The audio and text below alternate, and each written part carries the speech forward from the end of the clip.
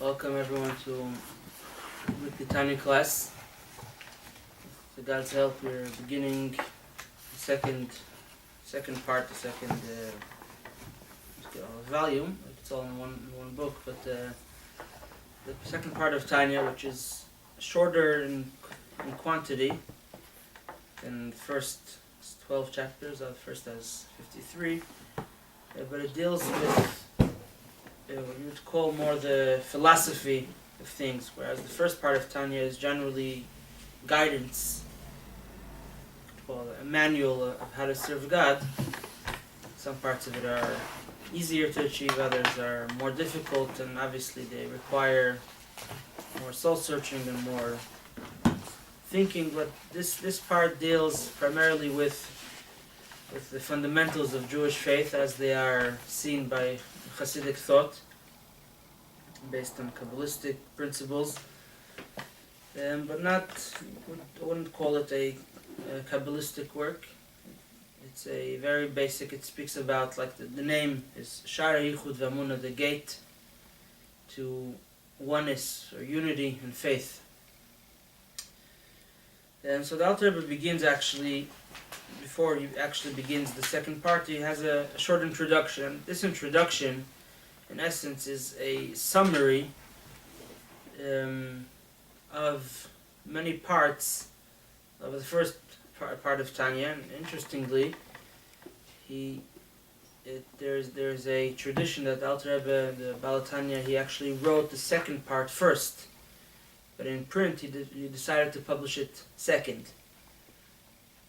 And in order to explain these two approaches now, and where do we see it, one of the sources where we see it is that in this introduction where he touches on themes that he explained in the first part of Tanya, he writes as will be explained, which is testimony that he originally intended to publish it as the first part, but ended up choosing to publish it as the second part, and yet he did not correct those references, didn't change them to as has been explained. Rather, he left it as will be explained, because there are two ways to study Tanya. Tanya there's a teaching that Tanya it's called the written Torah of Hasidus. You know that the Torah has the written law, the Chumash, and the oral law, which is the Talmud, which was originally oral, was later transcribed. So the book Hasidus has many books. Some of them are behind. And the Tanya was written, and it actually has a lot of corresponding, interesting things that make it similar to the Torah. The Torah has 53 Torah portions, Parshiyot. The Tanya has 53 chapters. Wait, there are more than 53 Parshiyot, no? 53 Sedras, the Parsha of the week. Sometimes we break them to two. So you're saying that from Bereshit to Devarim there's only 53 Parshiyot? Yeah. I thought there would be hundreds. That depends what you call Parshiyot. No, Bereshit, Noach, Lech Lecha, there's altogether only 53? We finish them in a year. Yeah, right, that makes sense, right. Actually, there was the old custom, which no longer exists. It's practiced, I would say, that they would, 2,000 years ago or so, they would read, the Rambam mentions it, he says, but they would read the Torah, they would complete the Torah in 3 years. We completed the Torah in a year, they would complete it in 3 years. They would read it in smaller installments. But the way it's traditionally read is in 53 chapters. Sometimes if there's a leap year, we take a parsha and split it to two. Sometimes more than once. So the Alter Rebbe begins. So this introduction. So there's two ways to study Tanya. The Rebbe, our Rebbe now, he once wrote in the letter that it depends who you're studying with. So the order of the Tanya is there's 5 sections to the Tanya, 5 parts.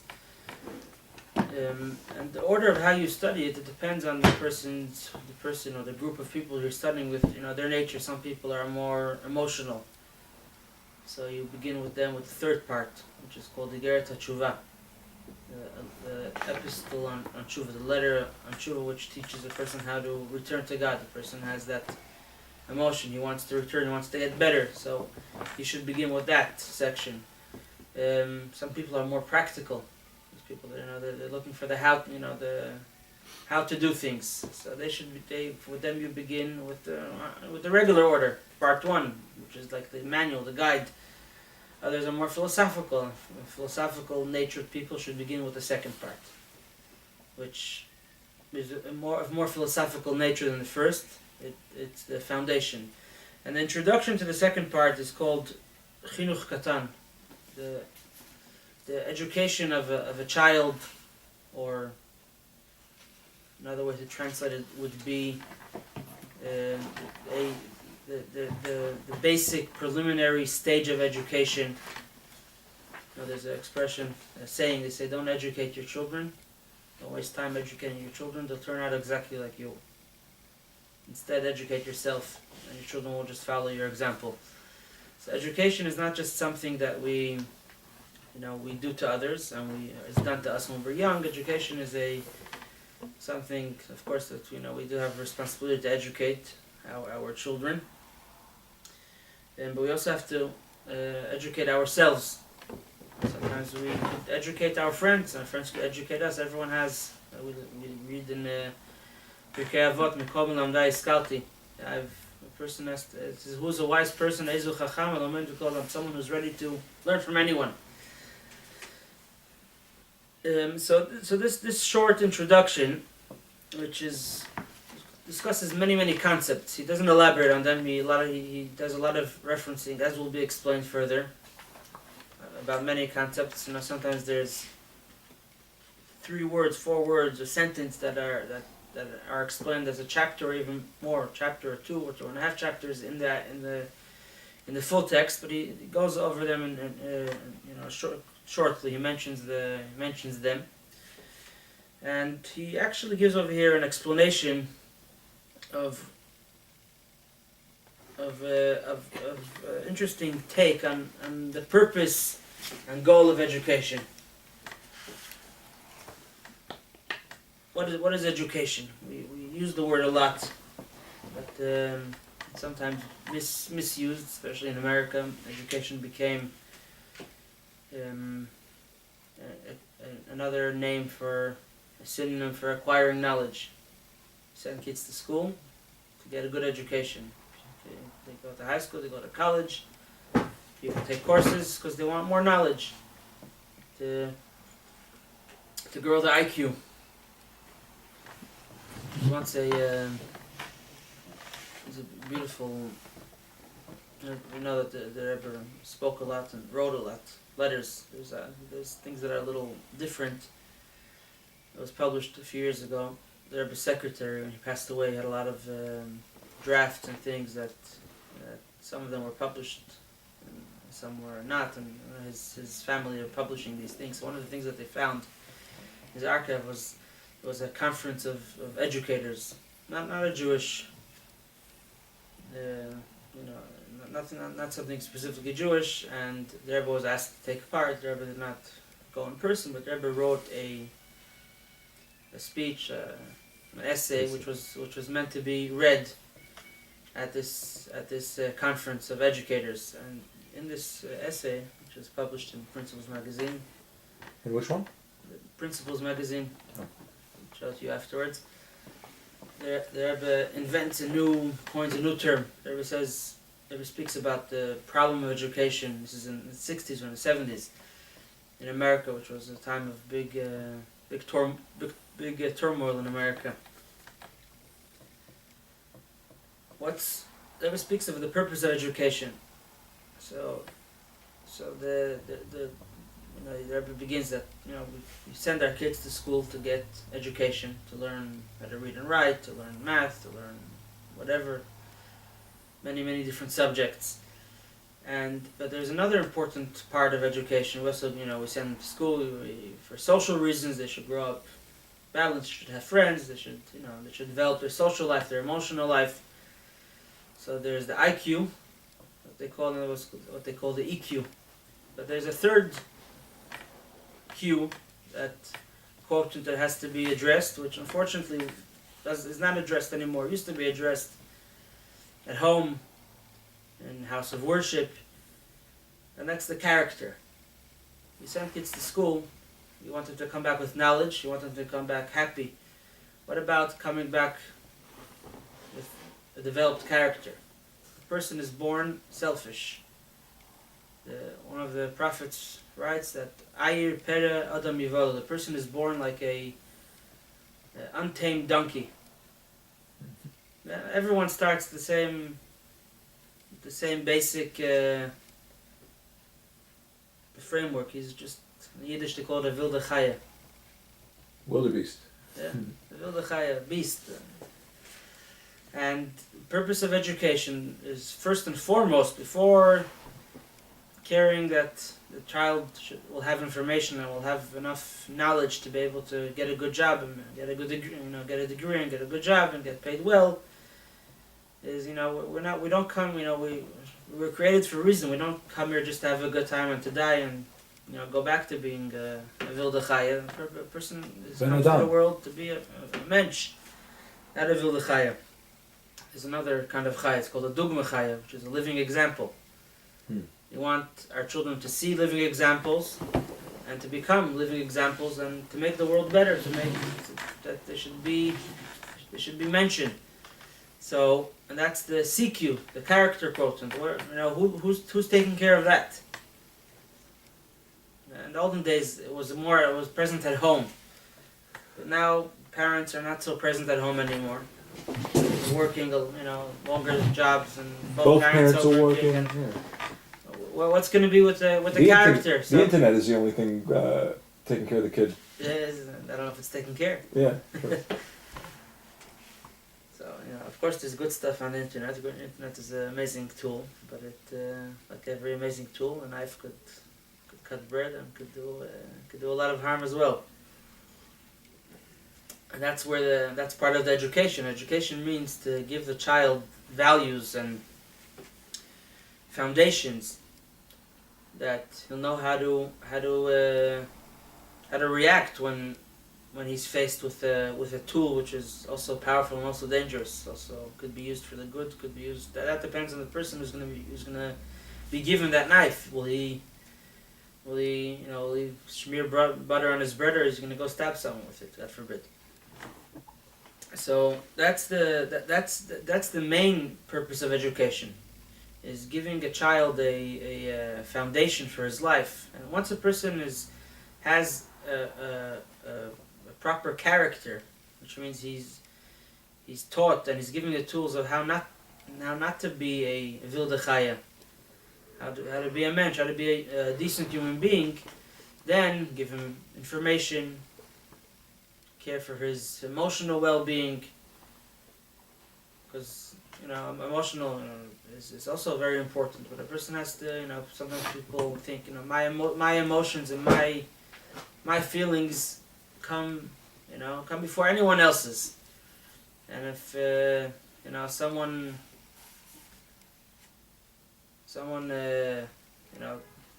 bothered me, said something bad, I feel very hurt, so that means I'm allowed to do whatever I want back.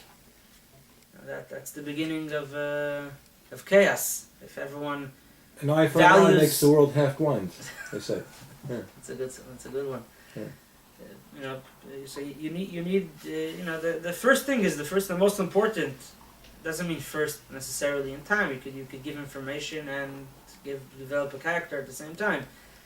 But as an educator and someone who we have to give the younger generation and ourselves at the same time. Some people, for whatever reason, were not educated properly. It's not an excuse.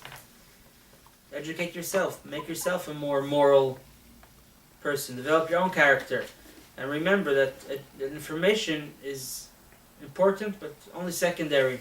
First and foremost is having developed a good character, which understands that it's not all about me. There's a whole world out there, and there's a creator to the world, who sees everything I'm doing, and he created the world for a purpose, and I'm part of that purpose. Everyone said, I heard this actually quoted from the Rabbi on Michael Savage, said it at a talk show. Is he Jewish? I don't know if he's Jewish. Michael Savage? Yeah. But why did it go the other way? Why is everything now, it's all about money, I guess? It's all about... It's not just now. It was always that way. It's just that when there was more, when people respected religion more, and sometimes religion made people do also really evil things. But there was a sense of God who's watching over. There was reward and punishment. People knew about it. It was part of their upbringing. Your choices matter.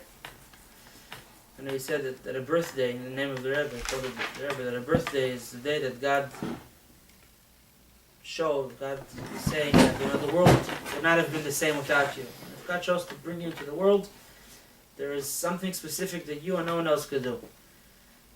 But in order to do that, you have to have a developed character. And once a person has developed character, he could get information and he could make money. But his money is going to be used for the right things, not only to buy himself another car and another vacation home. If God gives you a lot of money, gesundheit. But always remember that money is a tool that is made. It was created first and foremost to give charity, to help others in need, and so on and so forth. So education is about starting off a person on the right track. Chanukah. The word for education in Hebrew is chinuch. Yeah, we know the holiday of Hanukkah. Why do we call Hanukkah? So it was because it means dedication. There was the rededication of the temple. The Jews were allowed, or they allowed themselves. They conquered back the temple from the Syrian Greeks. And they rededicated the Mizbech. I would say in the Maus Sur as. It was Assyrians, maybe. It was Assyrians. Not Assyrians. And Assyrians was earlier, the first temple. It was the Syrian Greeks. As a Gemor b'Shir Mizmor Chanukat HaMizbech. That's Chanukah. So, what's the connection of Chanukah to education? Just like how do you dedicate something? You make a dedication ceremony of a new building, of a new playground, of a new play. It's the first time you start using it. It's a rededication. You renew it. Inauguration, rededication. Right? All these things, and what's an inauguration? Take the same concept. You have a public servant, a president, whatever it is, a rabbi. He's starting his service. This is his first day. You make a ceremony. You make it exciting, but it's really the beginning of his service. And you hope that a person goes in the right path. He starts in the right way and he continues in that way. And education of a child is setting a child on the right path. He's not going to become perfect in a day. It's a process. He may not become perfect at all. But as long as he makes sure that tomorrow will be better than today, even if today was amazing, it always grow. It must always grow. The right direction. That's growth. You don't grow in the wrong direction. You sometimes could grow in the wrong direction, but that's not true growth. That's called recession. Huh? Recession. Some people they could make a lot of money. It appears to be that they're growing, but really they're in a recession. I mean, it's some people every dollar they get makes them less of a mensch. It's a beautiful story about there was a person who was very poor. He went to a tzaddik and asked him for a blessing. And he gave him a blessing, and he told him, if God gives me money, I'm going to care for all the poor, and I'm going to feed everyone and help everyone. And the blessing of the tzaddik was fulfilled, and the poor man became rich. But as the nature is with rich people, is that a lot of times they tend to forget of how they were when they were poor. And this gentleman forgot all his promises. And he became known as a miser, a stingy person who never shares a dime to help anyone but himself. So his rabbi heard about this, the rabbi, the tzaddik that blessed him. So he still had a little respect to him, so he called him over. He summoned him, he said, please come on, I want to talk to you. And he brought him to his, came to his house, and he started to talk to him about this and that. And he takes him to a window. And he says, what do you see over here? He says, I see people, I see wagons, I see trees. What are you looking through? He says, it's a piece of glass. It's very fine. He takes him to another room, and he shows him a mirror. He said, what is this mirror made out of? He said, it's made out of glass. He says, what do you see in the mirror? He says, I see myself. What's the difference? This is glass and this is glass. The window is glass and the mirror is glass. Why do you, in the mirror you see what's on the other side, and the window and the mirror you see yourself? He said, it's painted with silver. There's silver behind the glass. He said, that's interesting. Once you got money, a lot of gold and silver, it blocked you from seeing what's behind. You used to be sensitive to other people, and now you forget all about it. You only see yourself. Yeah, so you had to scratch a little bit of that silver off, and you could start seeing through the glass. He is Jewish. His real name is Michael Weiner. Michael Savage. Yeah, he's Jewish. His name is Michael Allen Weiner. He's born in the Bronx in 1942. Jewish. You gotta be Jewish. Born in the Bronx in 1942. He wrote, I don't know, Savage Nation. You heard that? It's a special, famous book or something. So that's education. So education is about starting off, giving someone the right beginning, and education is not something that we could do for life for other people. We educate ourselves for life.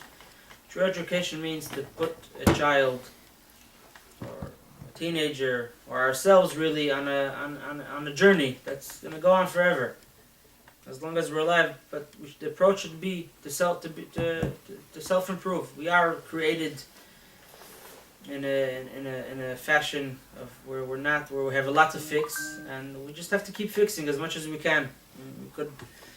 Now, another interesting thing about education is, there's a famous verse that's quoted right over here in the beginning of the introduction.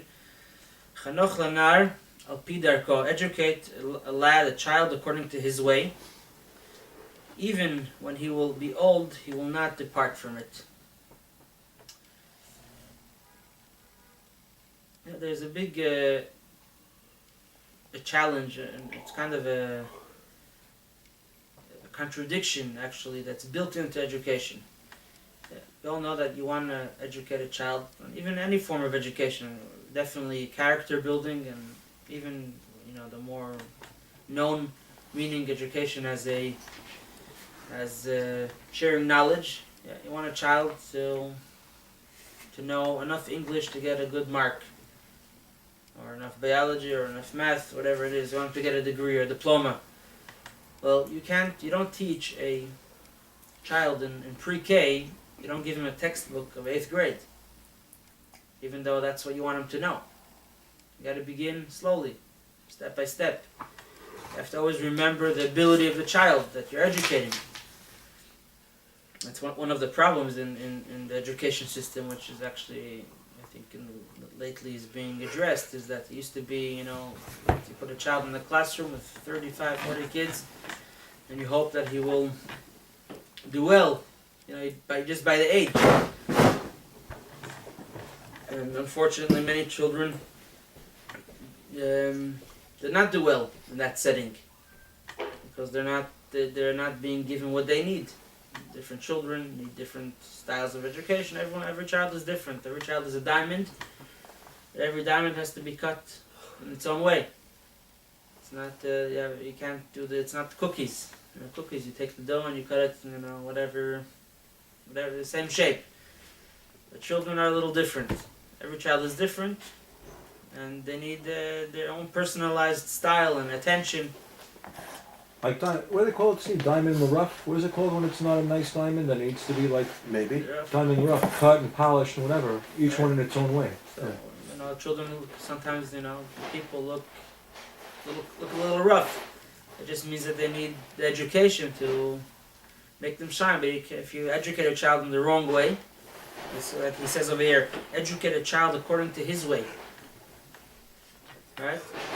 at the same time, education, if you make a child just do what he could do, he'll never grow. Education requires, on the one hand, to recognize the needs and the abilities of the child being educated. At the same time, the child also needs to be challenged to grow higher. If you keep him, if you don't challenge a child, you say, I can't make him do homework. He's been learning the whole day, and he gets home. It could be homework is not really the right path, but. Let him watch TV. Yeah, you could think of many examples. Children, need to be challenged to grow a little beyond their comfort zone. Right. Yeah, if you're the smartest person in the room, you're in the wrong room. Right. So children have to on the one hand, you have to very much cater to their needs. Al pi darko, Chanoch educate a child according to his way. At the same time, education means make the child realize that his way is not the ultimate way. He has a long way to go. Make him continue, make him proceed, make him grow. If he's not going to grow, he's going to stay stuck.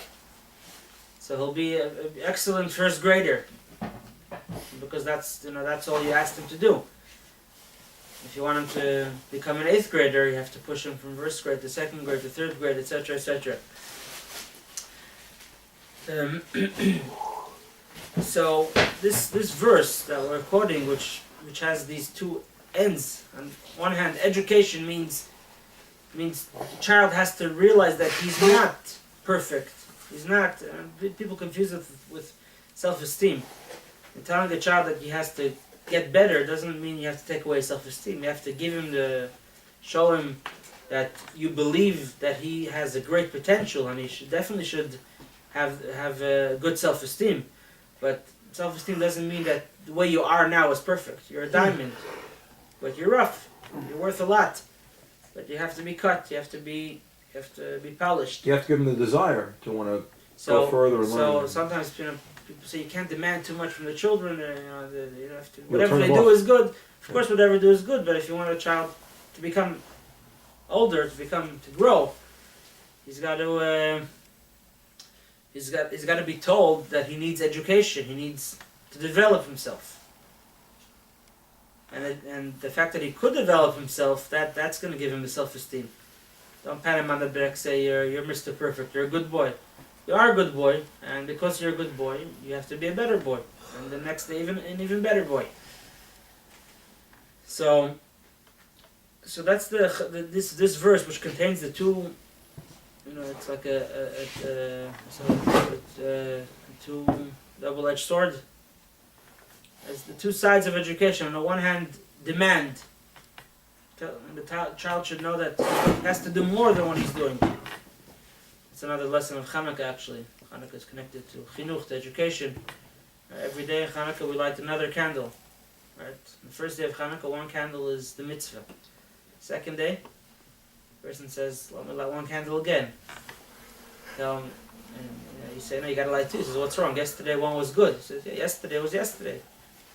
Today, you have to grow. The sign of something alive, how do you know that it's a living tree, a living flower? It grows. Every day you're alive, it means you have to get better than you were the day before. So, to appreciate this need for growth and at the same time appreciate the ability. You can't ask the child to do what he cannot do. You have to ask him to do what he could, drop more than what he could do.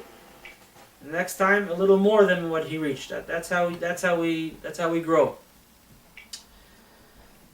So he says, educate a child according to his way, and when he will old, he will not depart from it. So the way the child is being brought up, obviously, chinuch means that he needs to grow. So what are we saying? When he'll get old, he won't depart from it. You better hope that he'll depart from it when he gets older. You don't have to stay in the same mode as he was when he was a child.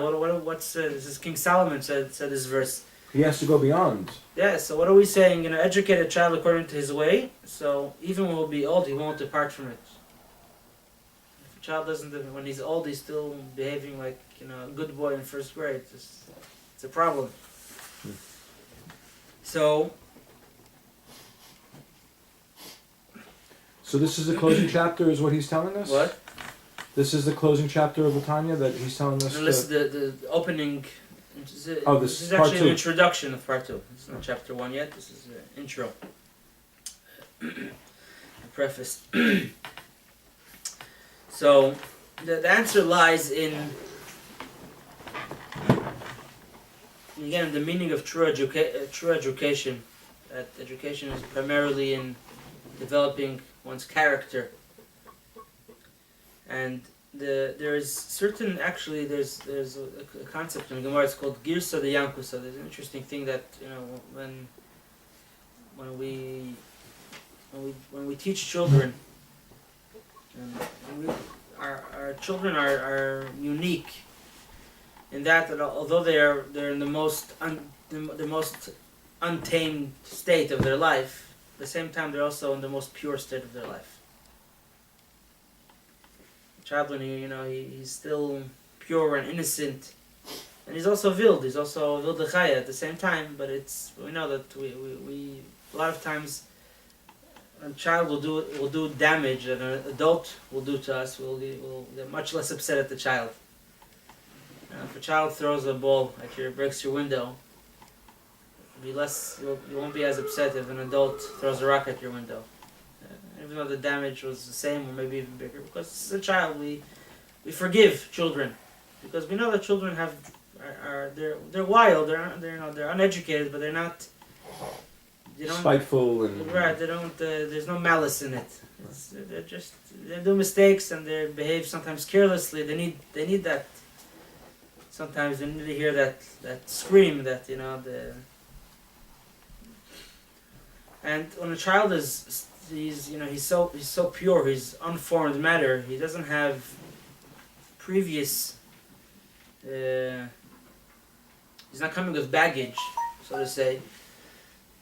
The information and the values that you give him as a child will stay with him much longer. We remember things from our childhood, a lot more than we remember things that, from when we got older. We may have studied much more, but the things that we were told as children really define our personality in a very strong way.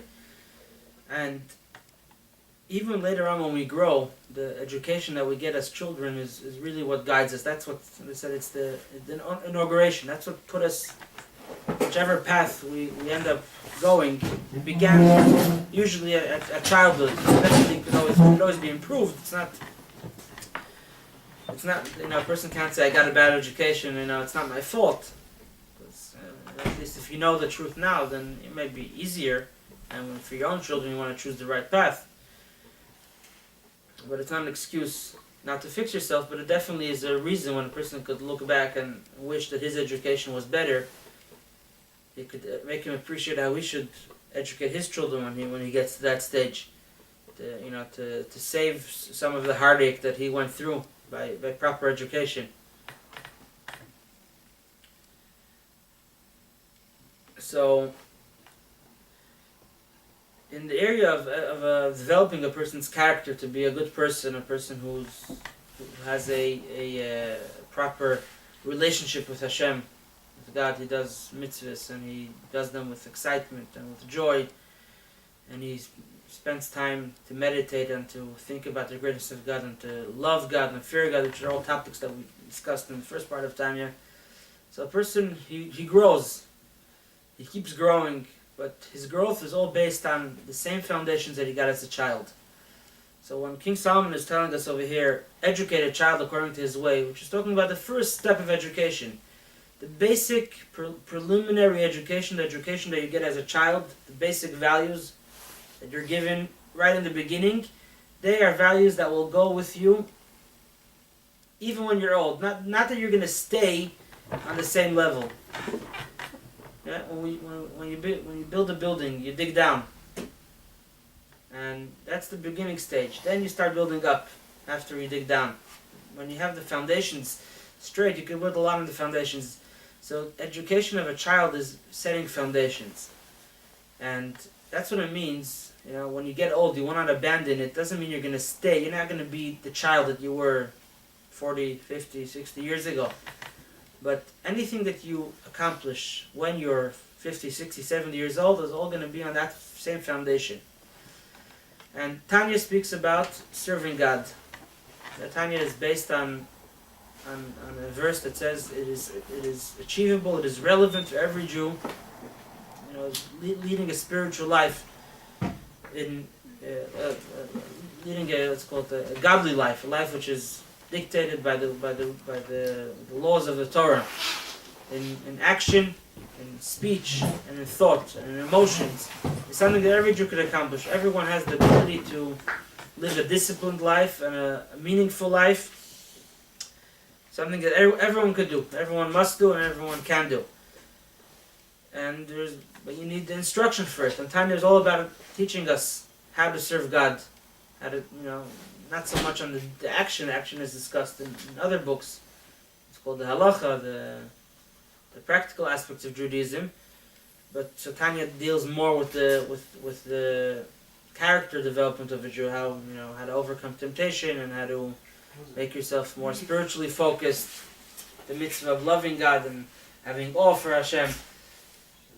But everything in Judaism begins with proper education. What's education? Education is the faith in the oneness of Hashem. That's the backbone of any level you're going to grow.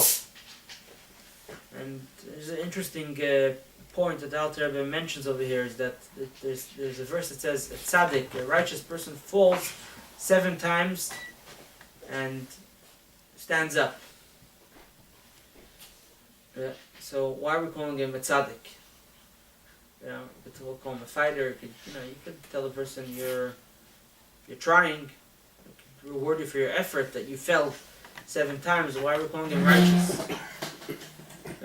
Someone who lost 7 fights, let's say he's a boxer, a wrestler, you're not going to call him a champion. Maybe you'll applaud him for his effort and for trying, but it doesn't make you a champion. The fact that you lost 7 fights and you kept fighting. What makes you a champion is winning. So why are we calling this person who's falling a righteous person, a tzaddik, especially when we know what a tzaddik is according to the Tanya.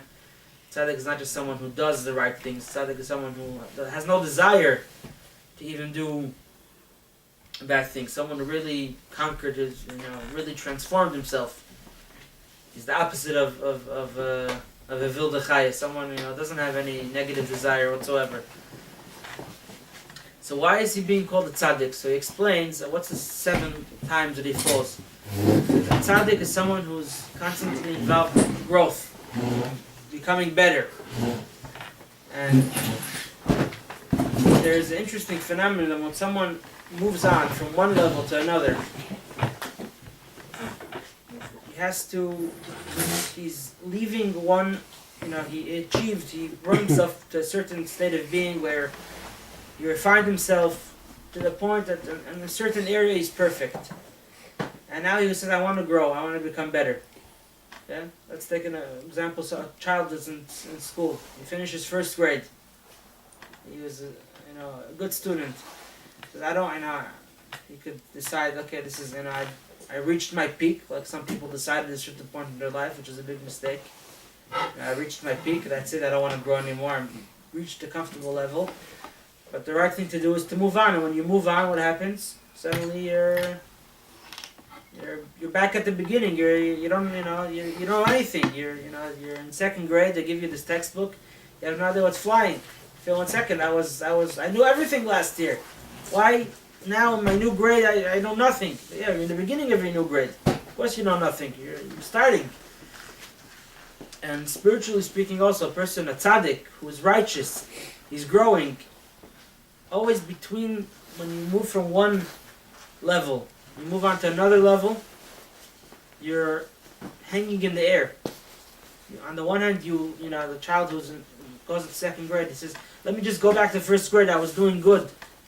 Why should I'm scared of, growth has that risk of falling. That's what it means that a righteous person falls 7 times. Keeps trying. It's not that not only that he keeps trying, why did he fall? He reached level 1, and he wants to go higher to level 2. Going out of level 1 means falling. Because till you're going to accomplish level 2, it's going to take a lot of effort. You're going to have to work hard. So you're not going to have that feeling, I achieved level 1 anymore, because you're already starting a new grade, a new level, and you're hanging on a rope over here. What motivates you in those times when you feel that, the person, let's take an example, someone who had a good job and decided he wants a better paying job. The better paying job requires more work. You have to start all over in a new office and make new friends and make new connections and network all over. What gives you that energy to fight through? You left a comfortable life because you knew you're going to get something higher, but what keeps you going then? Some people have savings, but spiritually speaking, what keeps us going when we move from one level to another level is the foundation, what we got as children, our first step, the basic fundamental belief that the oneness, the faith in the oneness of Hashem, and God being the only true existence, which is the whole concept. And this is the philosophy that's behind everything in Judaism, which there's a lot of details to Judaism, and they all have one basic philosophy. It's all about discovering the oneness of Hashem in the world and mainly in our life. So this is the introduction. Hopefully in the next 2 weeks we're going to have a course on this matter. We'll send out the information, the outline. The next 12 chapters of the second part are the foundations. These are the core, the beginning. That's why the Alter Rebbe had that intention of making Hayichud the first part of Tanya. Because it in a way, it comes before everything. It's not only the first step, it's also the foundation of every step that will ever come after. It all comes from knowing and believing really one. I shouldn't say a few. It has several details, but one core belief of Judaism, which is that God is the only true reality. And our whole life, everything that we try to achieve is about achieving a deeper, better, stronger recognition and conviction in this truth of the oneness of Hashem. So this is that introduction to that, and coming hopefully in the next 2 weeks we'll discuss the different aspects of this basic philosophy of Judaism.